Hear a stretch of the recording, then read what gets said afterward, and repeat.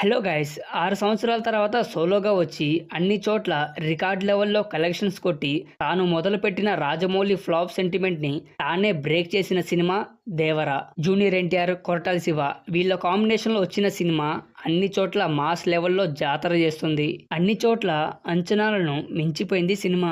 సినిమాకి మొదటి రోజు ముందే నైట్ షోలు భారీ లెవెల్లో పడటం, తెలుగు రాష్ట్రాల్లో టికెట్ రేట్స్ పెరగటం, ఎక్స్ట్రా షోలు వేయటం, ఇన్ని బెనిఫిట్స్ తో సినిమా అంచనాలు మించిపోయింది. ఒకసారి దేవర సినిమా డే 1 రోజు తెలుగు రాష్ట్రాల్లో సాధించిన కలెక్షన్ ని చూసుకుంటే నైజాంలో 22.64 కోట్లు, సీడెట్లో 10.37 కోట్లు, యూఏలో 6.45 కోట్లు, ఈస్ట్లో 4.73 కోట్లు, వెస్ట్లో 4.20 కోట్లు, గుంటూరులో 7.24 కోట్లు, కృష్ణాలో 3.53 కోట్లు, నెల్లూరులో 2.49 కోట్లు, ఆంధ్రప్రదేశ్ తెలంగాణ టోటల్ గా 61.65 కోట్ల షేర్ ను 80.10 కోట్ల గ్రాస్ ని వసూలు చేసింది. సో గైస్, దేవర సినిమా అరాచకం అంతే.